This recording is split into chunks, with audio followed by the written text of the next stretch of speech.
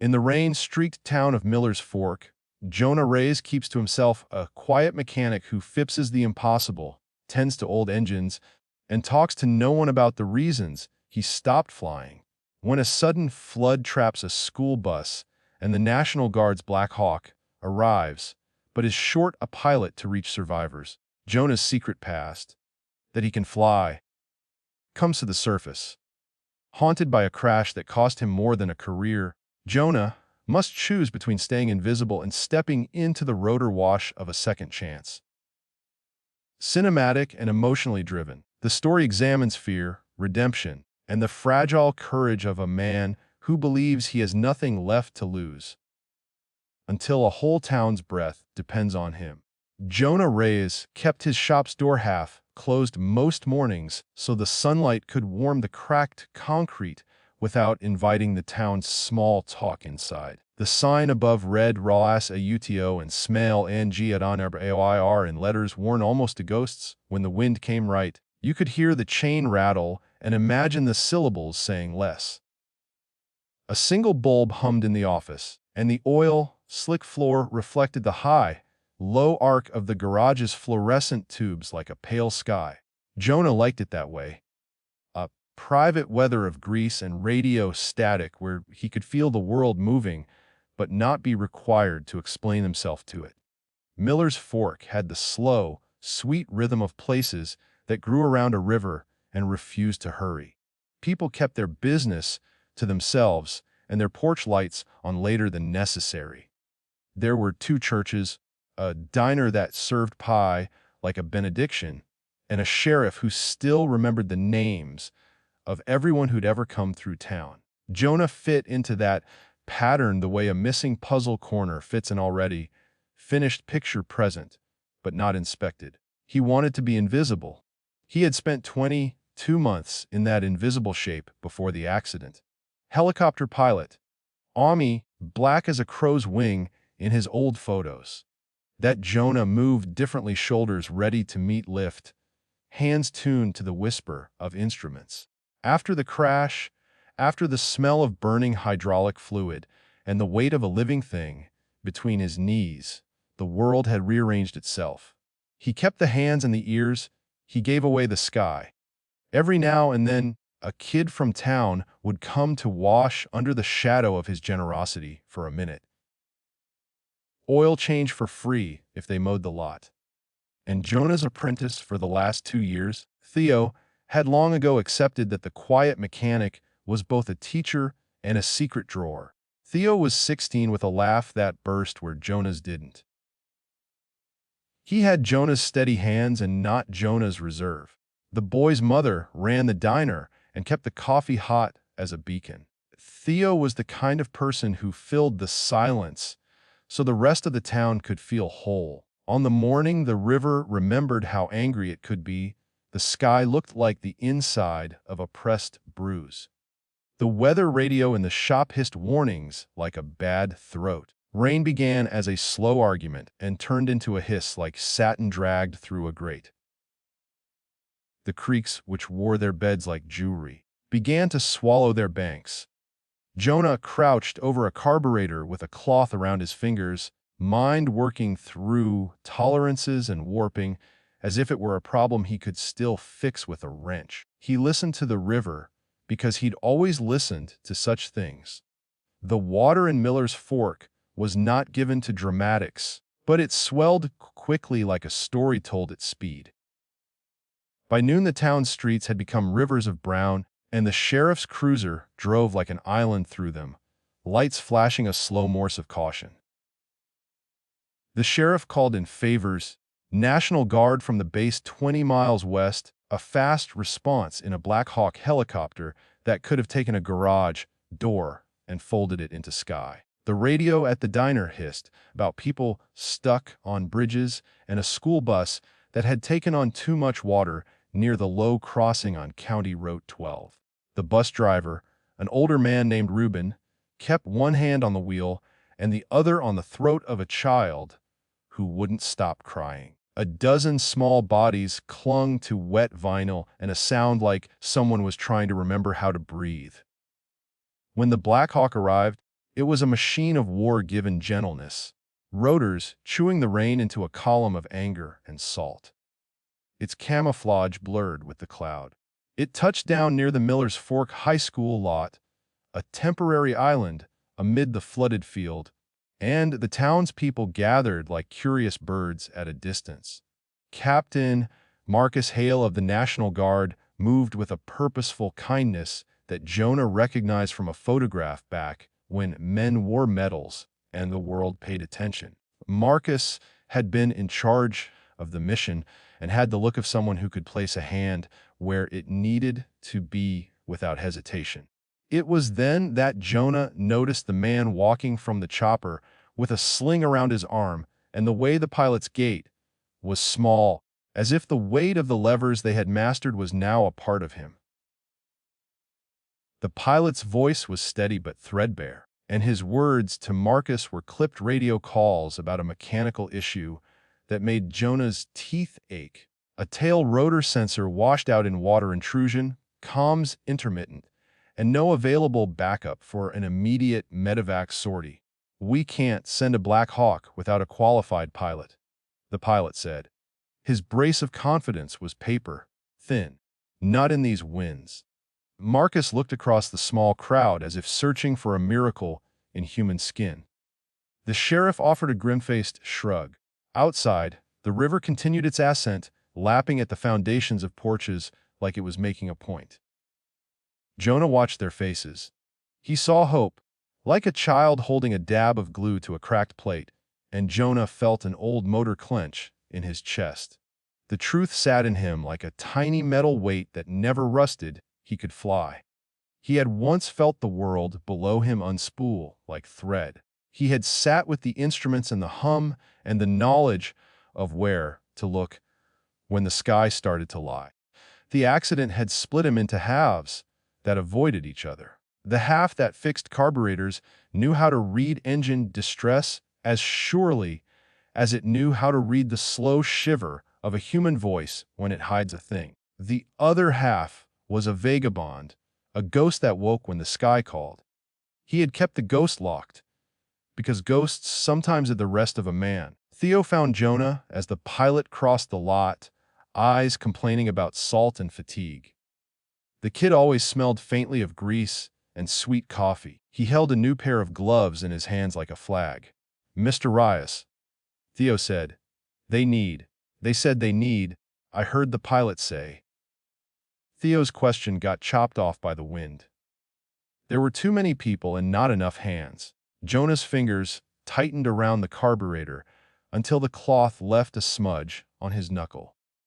He swallowed the memory of the crash. The sound like a chest of tools dropped off a cliff, the companion trapped under a mass of mangled metal, and the smell of things that could not be alchemized. He had promised himself he would be mechanic enough to silence the past. He had promised not to put his hands back on a collective lever of other people's lives. But promises had a way of dissolving under urgency, and, in Miller's Fork, when a school bus hung like a testament in the current, urgency had its own theology. He found himself walking before he had made a decision. The hangar doors of the chopper were open, and the pilot inside moved with the slow certainty of a man who had given up something unavoidable. Marcus was standing with his hands in his pockets, the rain making furrows on his forehead. "You sure, Reyes?" Marcus asked when Jonah reached them. The captain's voice carried no judgment, only conditioning. Marcus had known Jonah when both were younger. Their paths had once run parallel through a sky that made men simple with purpose. Jonah nodded. He tasted metal and rain, and for one wild breath he let the idea of the sky return to him like a known hymn. "I can get us there," he said. The words were paper, ready to be lit. Theo's face, peeking between two older men, was bright and raw. "You flew before," he whispered. Jonah thought of the man he had been. Easier to be a machine, perhaps, than to be the one who could set the world moving. But the bus, with the children inside, bent the hinge of every oath he'd made. The past was a place that had taught him how to bring people out of falling things. He had the skill. He also had the map of guilt that told him never to touch the same lever again. "Okay," Marcus said after a beat. "We've got 10 minutes. Systems check only. Communications may drop. Instruments might be affected by static. We'll go in low and hoist, if necessary. You're clear to fly." The Black Hawk sat like a beast ready to swim. Mechanics from the guard moved with the precision of instruments, checking rotors and seals while the rain traced small rivers down the fuselage. Jonah's hands, which had been steady with wrenches, now found rivets and panels, as if remembering the way the human body finds a pulse. He ran his fingers over the tail rotor assembly, the sinews of machinery speaking to his knowledge. The sensor had corrosion, but not beyond improvisation. He made a plan in the same time his heart took to forget how to drum. Marcus's voice in his ear was businesslike. The pilot with the sling offered him an almost carved look of relief. Nobody around them understood what was being summoned inside Jonah. A ledger of sin and grace that had to be balanced right now. He did not tell them the full weight of why he had stopped flying. He didn't have to. The crew searched the sky for weather pockets and the river for a levee of hope. As the Black Hawk breathed, Jonah climbed into the right seat like a man stepping onto a stage that still smelled of smoke. Instruments blinked, green, amber, small constellations. The pilot in the left seat checked his sling, patted Jonah's shoulder like a benediction. "You got this," he said, as if trust could be planted like a flag. The first lift was a betrayal of instinct and an answer to a prayer. The rotors bit into the rain and threw it aside in a roar that was almost sacramental. Jonah felt the familiar push at his gut when the aircraft rose. His hands remembered the precise whisper of controls that told altitude and intention. The air was loud enough to be honest. The radios bled static, and the instruments hummed in a dialect Jonah had once loved. He fought the tremor under his ribs that was old as the crash and focused on the tiny choreography of flight trim. Collective, cyclic. A ballad of fingers and muscle. They found the bus trapped like an animal in a sinkhole of water, tossed against the bare beams of a small bridge. The children, in saturated rows, were hollering and crying and clinging in ways that were nearly religious. Reuben, the driver, had his sleeves rolled and was the center of a storm. The current around the vehicle took things as if it was hungry for small sacrifices. "Hoist," Marcus called. The crew unfurled the line, and the medics strapped harnesses. Jonah dipped the Black Hawk into the wind like a skater reducing speed to hold balance. The world below looked like smeared glass, all brown and plastic, and the odd flash of a life jacket. He felt Theo on the ground, small as fear, watching him in a way that made memory and future come to a hinge. They could do it in one lift if the rotors held diameter against the gusts. But the river had its own mind, and it liked to change. The Black Hawk hovered, a suspended lung in the gray. The hoist operator's face was a taut mask of concentration as the cable dropped and the medic slid down. Someone screamed. A child's voice, high and thin. Jonah's hands tightened. He tasted oil and something like metal in the mouth of the sky. He'd rehearsed emergency descent in his head 100 times, but rehearsals always forgot the noise of living bodies. "Hold position!" the medic shouted, tinny over the static. He clicked his mic as the river tried to crown the bridge.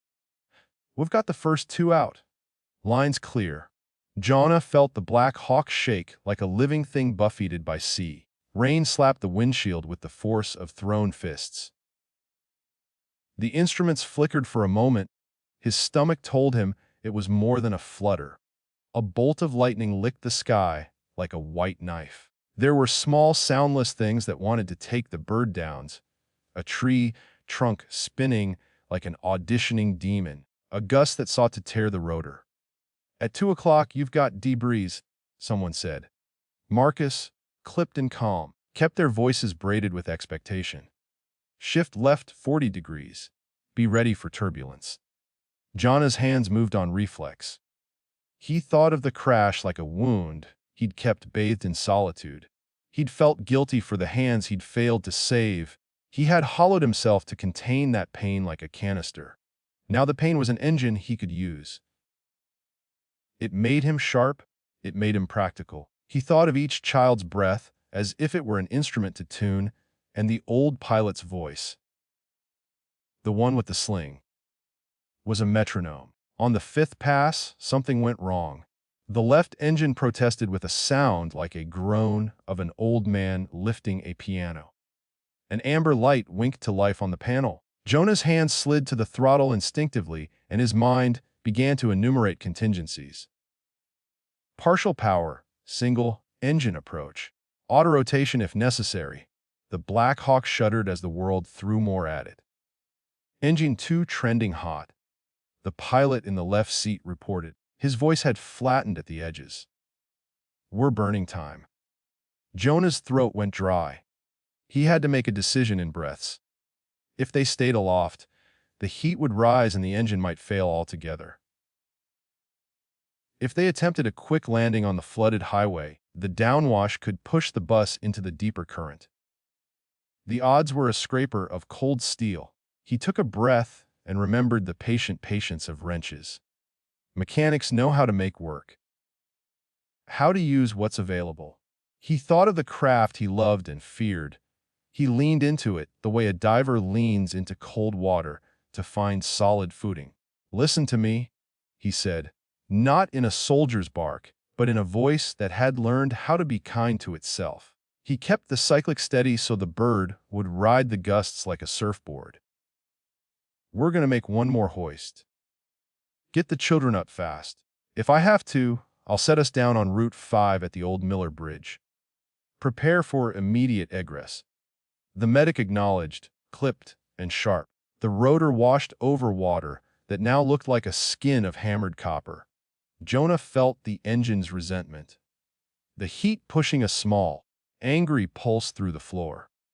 He had once been a man who always chose the sky if a choice was needed. He had once trusted lift more than his own skin.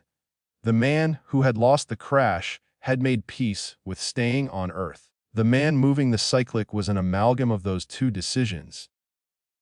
Someone who could not turn his back when a child's life was a thread to be cut. The hoist came down again, and the medic who rode it moved like a prayer in action. Hands grabbed harnesses, small feet kicked the air, and like the slow miracle of stitches, one child after another rose toward the humming mouth of the Black Hawk. Jonah counted them in his head as if reciting a rosary, 4, 5, 6, small numbers that had once meant nothing, and now meant everything. On the seventh lift, a tree trunk, a dark, heavy thing the river had claimed as a trophy, struck the rotor wash and spun up like a cannonball. The Black Hawk lurched.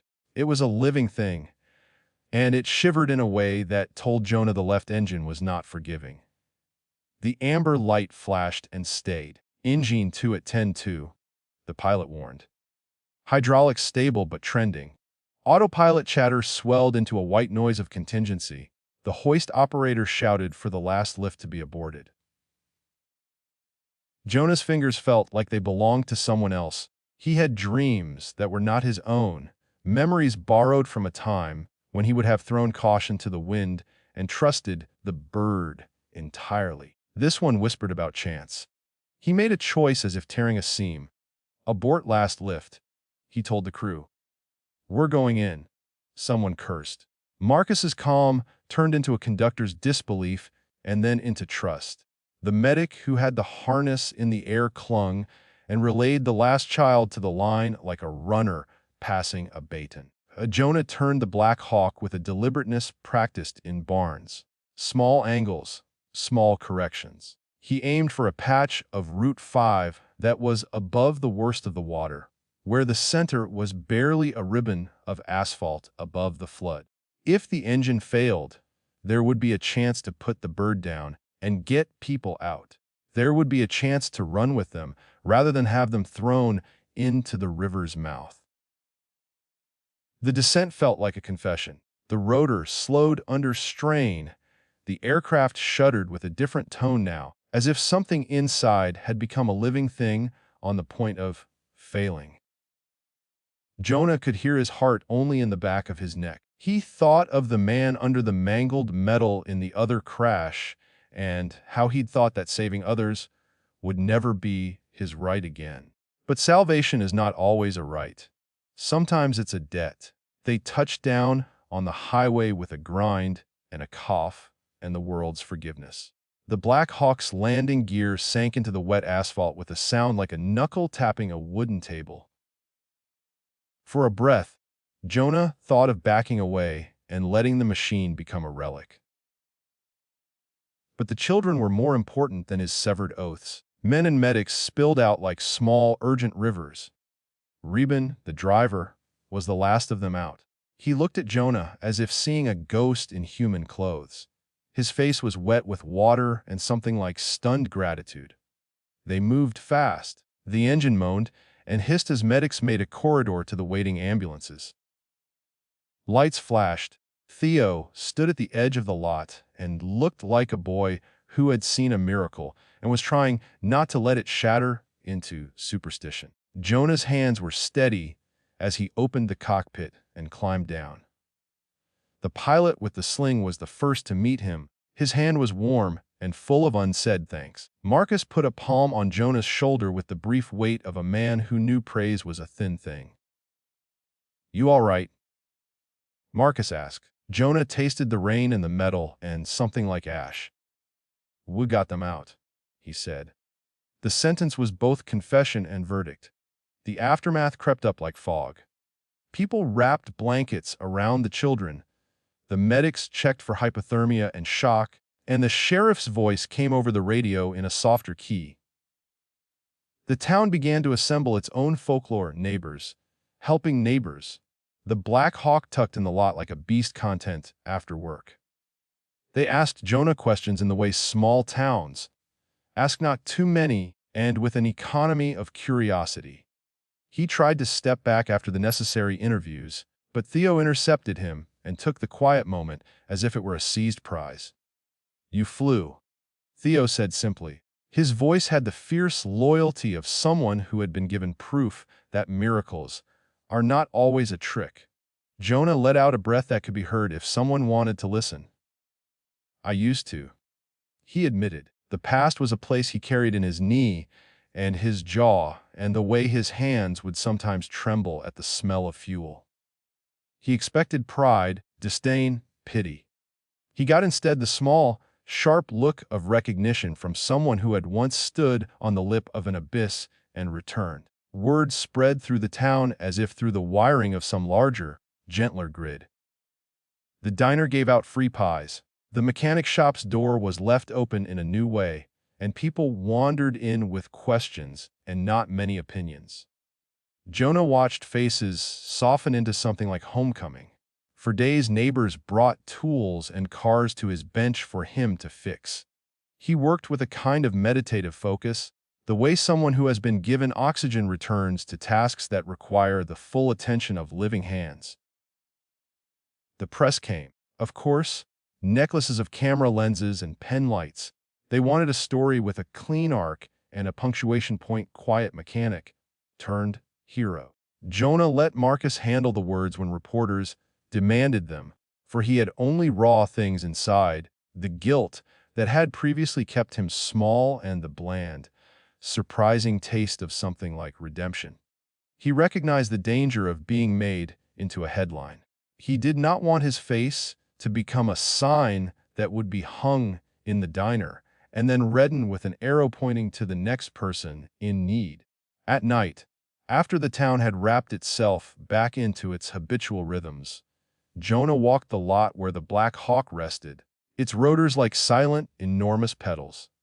He felt the machine's heat in the night air.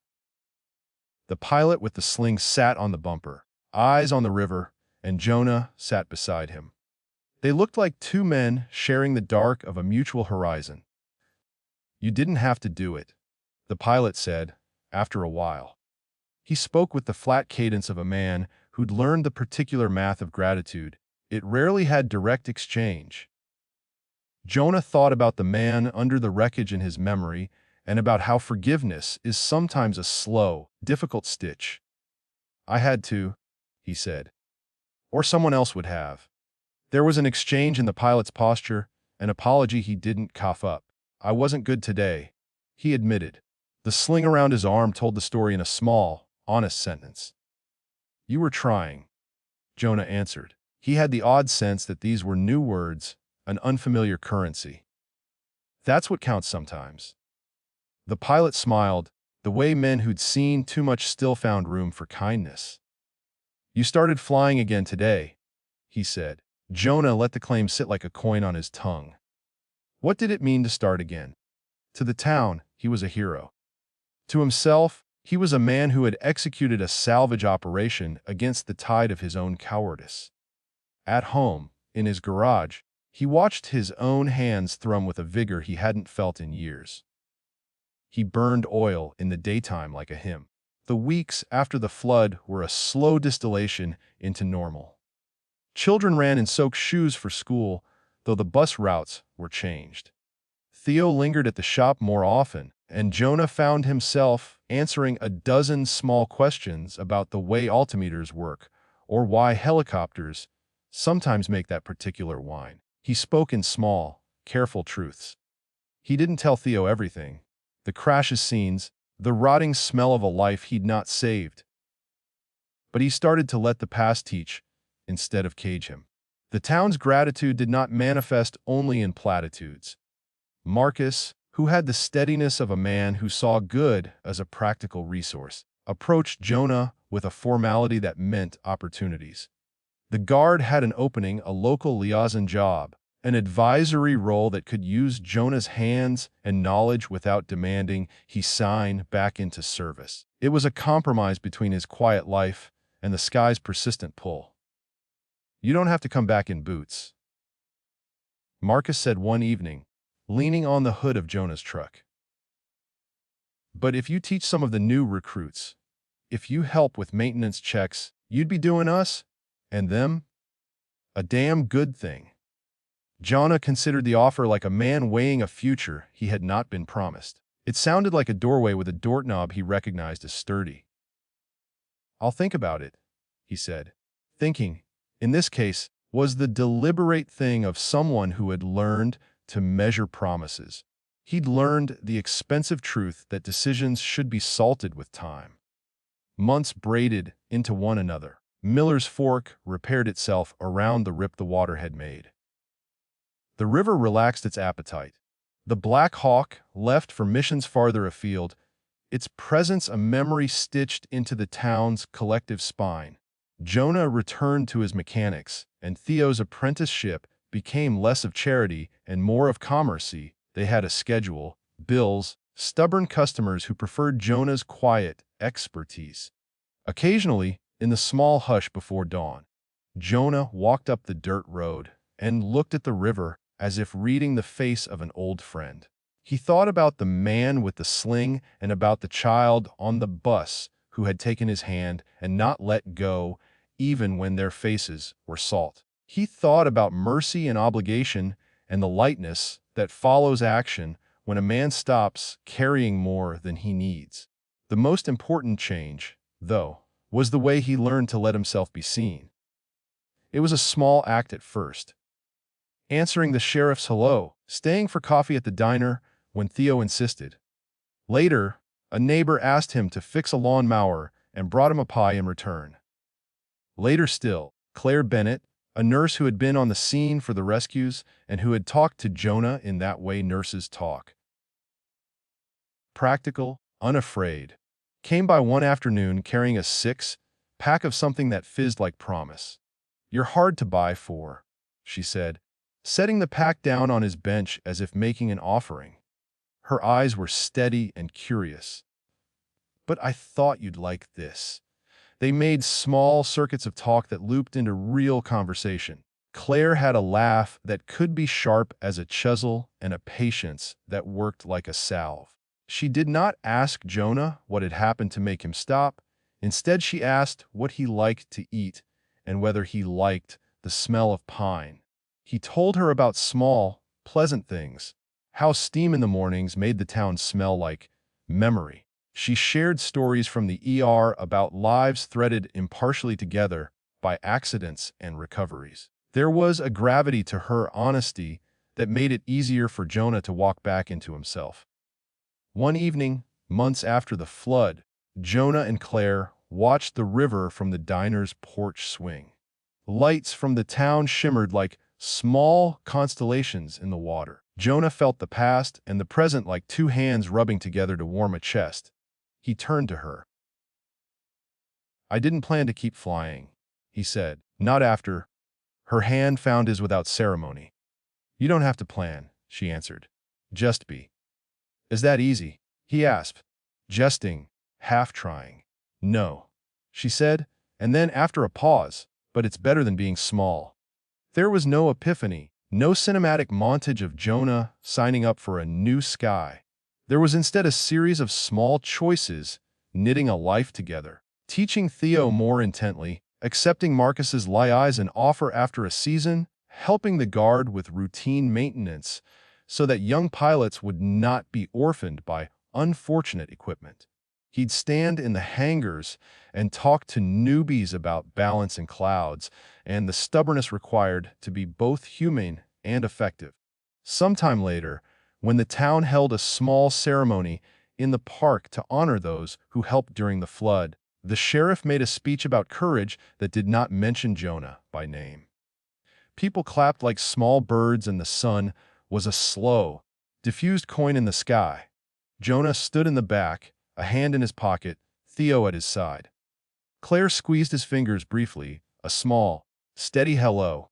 Marcus nodded in passing, an unadorned recognition. What changed him, in the end, wasn't the applause or the medals or the cameras. It was the knowledge that the world would need him again, and that he could answer without turning into the man who had been hollowed. He'd learned to carry the crash's ghosts as tools, not as anchors. He'd learned that to fly did not require a man to be other than human. It required him to be precise, compassionate, and imperfect in the way everyone else was. The Black Hawk visited Miller's Fork from time to time, a reminder that some doors, once opened, remain as possibilities rather than obligations. Jonah would sometimes stand and watch it go, and sometimes he'd climb into the cockpit for routine checks, the smell of hydraulic oil like prayer. He would think, briefly and beautifully, of the child on the bus and of the hands he'd held as they rose, and the feeling would be so large and immediate it left him smiling like someone saving a private, soft secret. On a clear afternoon, when the air was thin and the river lay quiet as an old cat on a windowsill, Jonah walked up Route 5 to the old Miller Bridge. He paused and watched the water flow past. Theo, who had become more mechanically fluent than anyone suspected, sat hunched by the railing, polishing a small wrench. "You ever think about going up for yourself?" Theo asked without looking at him. Jonah let the question rest like a pebble. He had been to the edge of yes and returned. "Sometimes," he said. "Mostly, I think about the people who can't get themselves out." Theo kicked at a pebble, and it skipped a small eternity across the river. For a moment they both watched it, and the movement stitched down into the fabric of the afternoon. "You did good?" Theo said. Jonah looked at his apprentice, boy, almost man, and felt something like a promise planted by another person. "So did you," he told him. The sky was a hard, bright blue. Jonah could have closed his eyes and listened to the hum of the town, the diner bell, the children's laugh, the intermittent drone of engines somewhere far off. He had no illusions. The world would always require him, in small and sometimes terrifying ways. He had no need for sacrifice as a religion. He had, instead, a battered, practical faith in the usefulness of hands and in the way people could be given back to themselves. He walked back to the shop with a step that had neither arrogance nor shame. The door clanged behind him like a punctuation. He returned to his bench, to the smell of oil and the measured order of tools. Outside, the river flowed the same as it always had, and the town, whose habits of gratitude were modest and exact, continued to keep its porch lights on into the night. When, months later, a Black Hawk needed a pilot again, in another town, under another sky, Captain Marcus called. Jonah answered, not because he wanted to be a headline, but because living is an obligation you sometimes pay with your hands.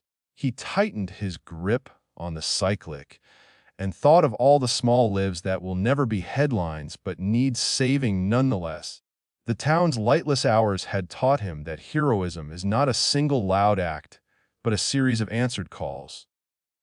He climbed into the seat, felt the familiar hum, and smiled like a man who had finally learned how to measure the width of courage, not by the size of thing feared, but by the number of times you choose to go anyway.